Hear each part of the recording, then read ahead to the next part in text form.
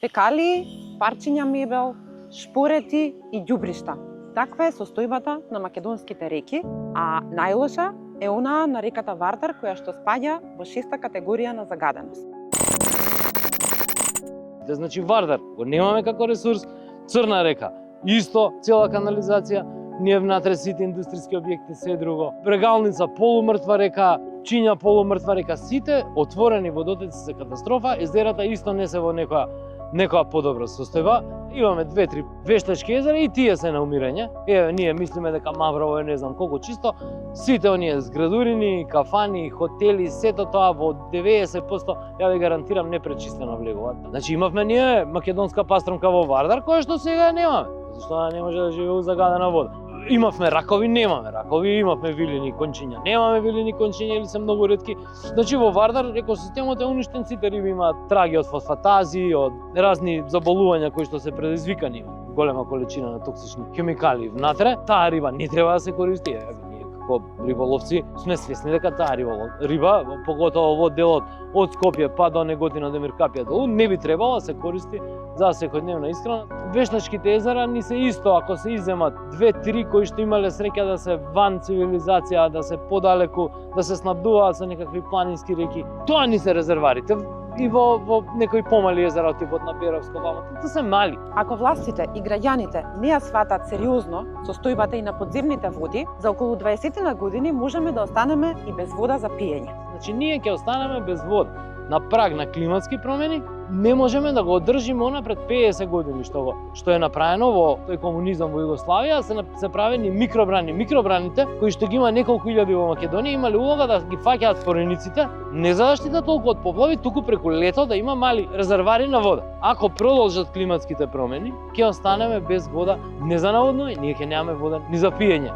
Ќе мора да се сногаме затоа што природните резервари на вода ни се загадени и нема да имаме. Подземните води исто така ќе се загадат. И вие мислите дека овие од 2000 диви депони, не диви депони, ѓубришта насекаде во Скопско поле кои што се, дека тоа ѓубре кога врне дожд дека не понира во земјата, понира. Ако земеме дека барем за проточните води сега почнеме дека имаме некои 200 кубика у секунда сите реки заедно, што е ништо, ама толку ни се реките. Од тие 200 кубика имаме 3 или 4 кубика само. Значи колку е тоа? 1%, 2% на чиста вода која што тече, тоа е обично планински реки во своите изворични делови. Штом дојде до првото населено место, веќе водата не е таква каква што треба да биде. Мислам, буквално луѓе мислат дека, не знам, Радика е супер, Радика е чисто супер, она до Жировница, од Жировница надолу, таа вода веќе е загадена. Таа влага веќе во 2-та, во 3-та категорија. Ние немаме поголема река, поголем водотек со проток над 200-300 литри во секунда кој што е чист, кој што без некаква посебна обработка може да се користи за пиење. Тоа се све некакви извршења, поточња. Што можеме да направиме да ги заштитиме водите во Македонија? Ние имаме проблем што опасен отпад се фрла во река. Тоа е едната работа. Другата работа е колекторските системи кои што горе долу по градовите. Ние имаме колекторски, тоа е канализацијата и колектор. Немаме пристигнални станици.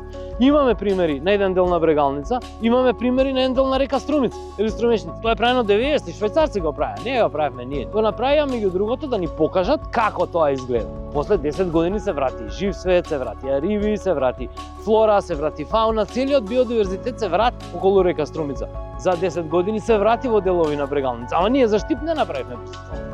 Од цел свет тоа функционира. Рајна беше мртва река кроз 15-20 години. Откако се направија пречистителни станици, се вратија лососи да се мрестат, се вратија речни ракови, се вратија сите тие организми кои што бараат чиста вода. И трет проблем ни е, поготово на реките, се сепарации, копање шљунак, сепарации покрај речно корито, вадење речно. Вардар не е природно жолт и гаден.